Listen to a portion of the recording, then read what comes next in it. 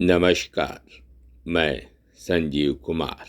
आज आनंद की खोज इसका छठा और अंतिम भाग मैं आपके समक्ष संक्षेप में प्रस्तुत करने का प्रयास कर रहा हूँ।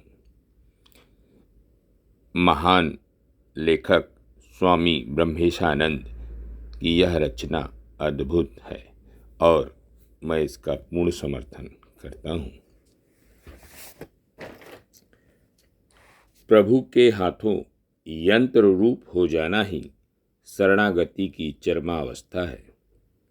शरणागति के 4 अंग हैं। पहला, स्वयं की इच्छा का त्याग। दूसरा, कर्तापन का त्याग। तीसरा, कर्म का त्याग। और चौथा, कर्म फल का त्याग। परंतु यह सर्वदा याद रखें कि बिना भगवत स्मरण के समर्पण नहीं होता। अतः जितना अधिक ईश्वर स्मरण किया जाएगा उतना ही अधिक समर्पण का भाव हमारे जीवन में उतरेगा। जिस प्रकार इच्छा एवं अहंकार का त्याग कर्तापन के त्याग का साधन है, उसी तरह कर्म फल का त्याग भोक्तापन के त्याग की साधना एवं कर्म योग का एक अनिवार्य अंग है। सभी साधनाओं में कुछ खतरे रहते हैं। शरणागति की साधना का सबसे बड़ा खतरा है निष्क्रियता, अकर्मण्यता। समर्पण के नाम पर घोर तमोगुण में पतित होने की पूरी संभावना है, परंतु वास्तविक शरणागति घोर कर्मठता, कठोर पुरुषार्थ के परिणाम स्वरूप प्राप्त होती है। यही कारण है कि भगवान श्री कृष्ण कर्म के त्याग की बात नहीं करते, वरन कर्म फल के त्याग का आदेश देते हैं। इसके लिए निरंतर ईश्वर स्मरण अनिवार्य है। ईश्वर विस्मृति के साथ किया गया कार्य अहंकार जन्य एवं बंधन का कारण होता है।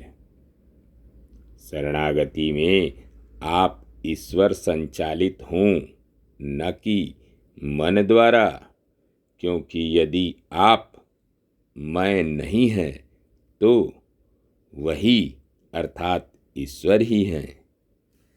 यही कारण है कि गीता में भगवान श्री कृष्ण ने कहा है, जो हुआ अच्छा हुआ, जो होगा अच्छा होगा।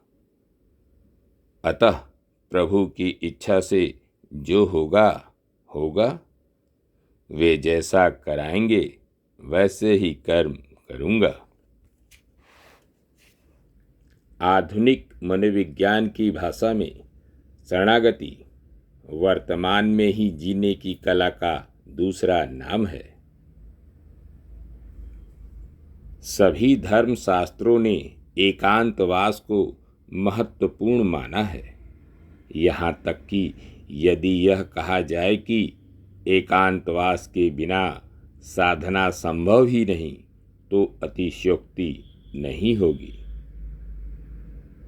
साधना के लिए मनोनिग्रह आवश्यक है, क्योंकि मन की चंचलता साधना में बाधक है। हमारा मन 2 कारणों से चंचल होता है। पहला, इंद्रियों के माध्यम से प्राप्त संवेदनों के कारण, और दूसरा, चित्त में संचित पूर्व संस्कारों के उदित होने के कारण। अब यदि बाहर से आ रहे संवेदनों को न रोका जाए तो वे चित्त को विक्षिप्त तो करेंगे ही, वासनाओं को पैदा कर नए भोग संस्कार भी पैदा करेंगे। यदि हम एकांतवास द्वारा संवेदनों को रोकने या अत्यंत कम करने में सफल होते हैं तो ऐसे में केवल पूर्व संस्कारों से उत्पन्न होने वाली चंचलता की ही समस्या होगी। और यदि संस्कार अच्छे हों तो मन आसानी से शांत हो जाएगा। श्री रामकृष्ण कहते हैं, ध्यान करो वन में, मन में, कोने में। और कहते हैं, प्रभु संसार में तुम्हारे सिवा मेरा और कोई नहीं है। यहाँ वन, मन तथा कोना एकांत का ही द्योतक है। एकांतवास का दूसरा महत्वपूर्ण लाभ, एकांतवास में हम अपने ही मन का निरीक्षण करने का अवसर मिलता है।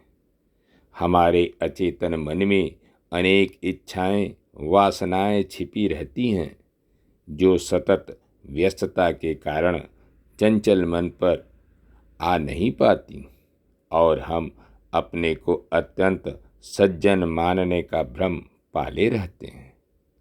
एकांत में जब समाज का भय नहीं होता, तब हमारा वास्तविक विकृत अवचेतन मन प्रकट होता है। सजग साधक विकृत मन का निष्पक्ष दृष्टा के रूप में निरीक्षण कर अपनी यथार्थ आध्यात्मिक अवस्था का ज्ञान प्राप्त कर सकता है।